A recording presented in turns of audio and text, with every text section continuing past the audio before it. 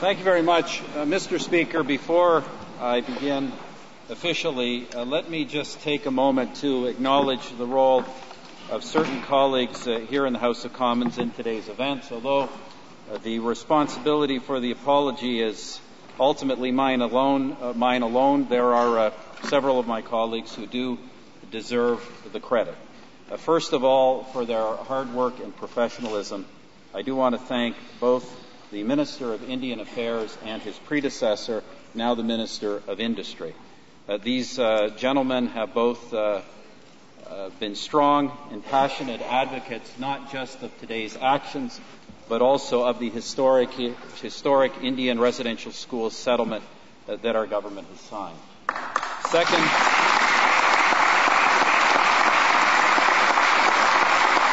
Second, I would be amiss if I didn't acknowledge my former colleague from Caribou-Chilcotin, Philip Mayfield, who was a determined voice in our caucus for a very long time for meaningful action on this sad episode of our history.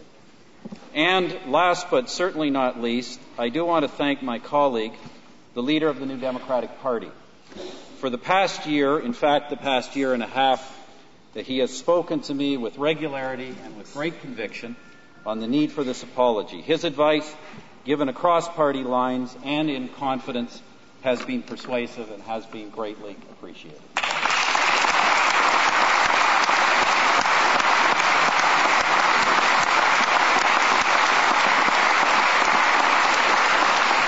Monsieur le Président, je me lève aujourd'hui pour présenter nos excuses aux anciens élèves des pensionnats indiens. Le traitement des enfants dans ces pensionnats est un triste chapitre de notre histoire. Mr. Speaker, I stand before you today to offer an apology to former students of Indian residential schools. The treatment of children in Indian residential schools is a sad chapter in our history. Pendant plus d'un siècle, les pensionnats indiens ont séparé plus de 150 000 enfants autochtones de leurs familles et de leur communauté. In the 1870s, the federal government, partly in order to meet its obligations to educate Aboriginal children, began to play a role in the development and administration of these schools. Two primary objectives of the residential school system were to remove and isolate children from the influence of their home, families, traditions, and cultures, and to assimilate them into the dominant culture. These objectives were based on the assumption that Aboriginal cultures and spiritual beliefs were inferior and unequal. Indeed, some sought, as was infamously said, to kill the Indian in the child. Today we recognize that this policy of assimilation was wrong, has caused great harm, and has no place in our country.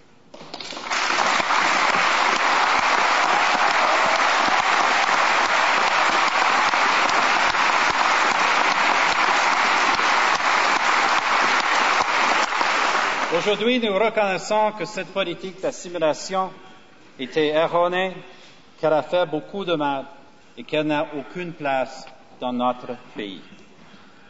132 écoles financées par le fédéral se trouvaient dans chaque province et territoire, à l'exception de Terre-Neuve, de Nouveau-Brunswick et de l'île de Prince-Édouard. Most schools were operated as joint ventures with Anglican, Catholic, Presbyterian, and United Churches. The Government of Canada built an educational system in which very young children were often forcibly removed from their homes, often taken far from their communities. Many were inadequately fed, clothed, and housed. All were deprived of the care and nurturing of their parents, grandparents, and communities. First Nations, Inuit, and Métis languages and cultural practices were prohibited in these schools.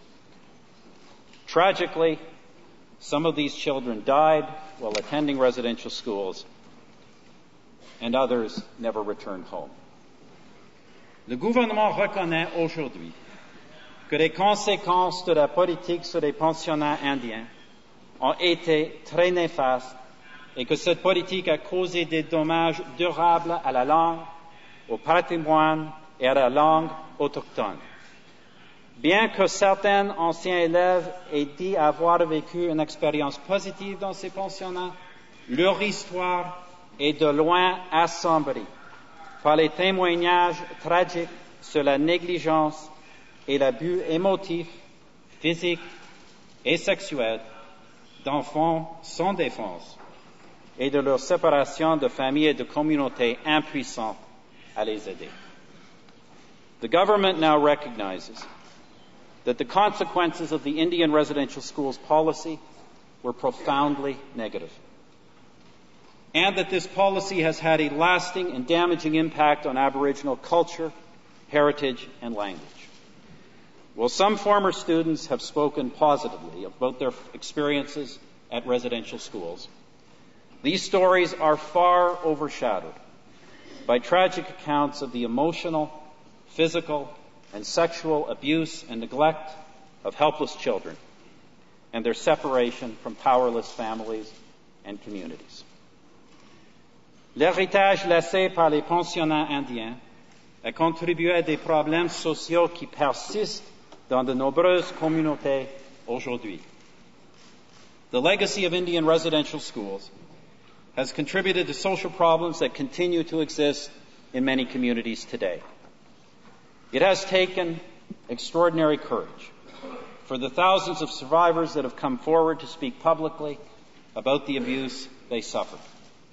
It is a testament to their resilience as individuals and to the strengths of their cultures. Regrettably, many former students are not with us today, and died never having received a full apology from the Government of Canada. Le gouvernement reconnaît que l'absence d'excuses a nui à la guérison et à la réconciliation. Alors, au nom du gouvernement du Canada et de tous les Canadiens et Canadiennes, je me lève devant vous dans cette chambre si vitale à notre existence en tant que pays, pour présenter nos excuses aux peuples autochtones pour le rôle joué par le Canada dans les pensionnats pour Indiens. The government recognizes that the absence of an apology has been an impediment to healing and reconciliation.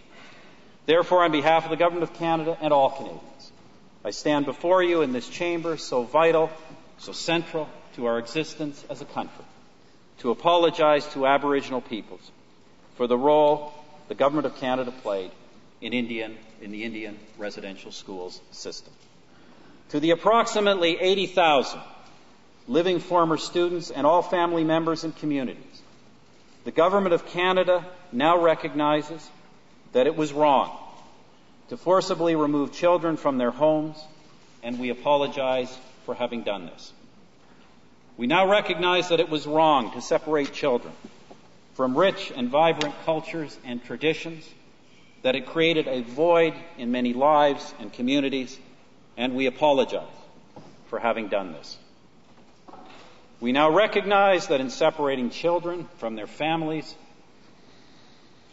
we undermine the ability of many to adequately parent their own children and sow the seeds for generations to follow.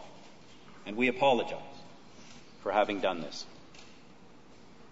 We now recognize that far too often these institutions gave rise to abuse or neglect and were inadequately controlled.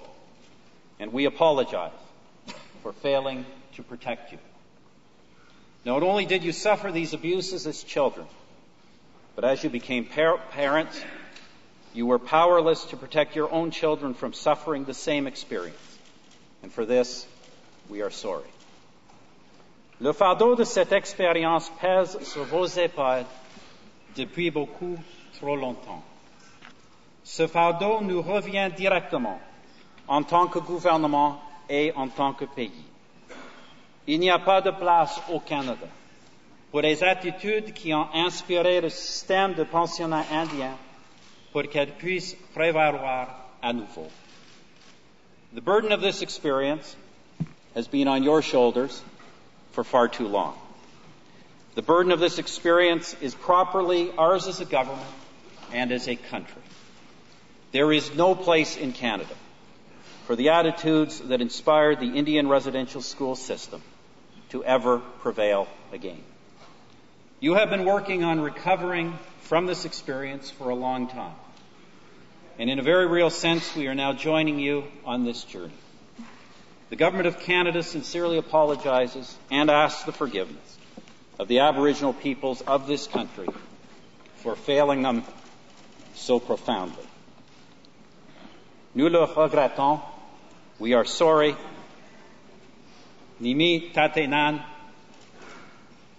nimin jinowe samin, mamiak tugut.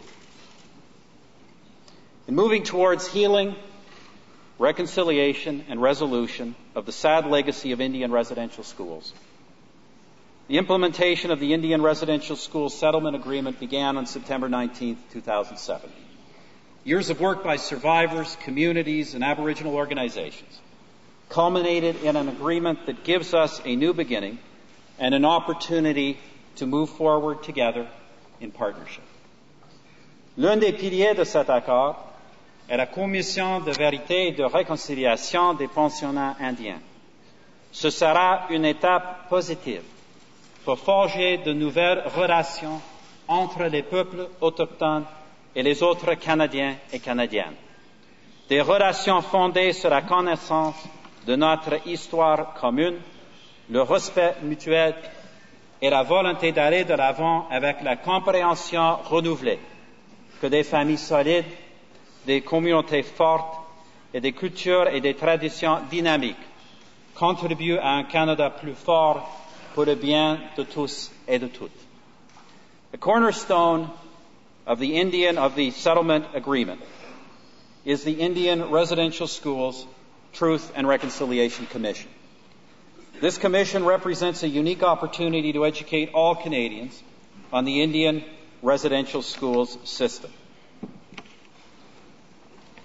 It will be a positive step in forging a new relationship between Aboriginal peoples and other Canadians, a relationship based on the knowledge of our shared history, a respect for each other, and a desire to move forward with a renewed understanding that strong families, strong communities, and vibrant cultures and traditions will contribute to a stronger Canada for all of us. God bless all of you. God bless our land.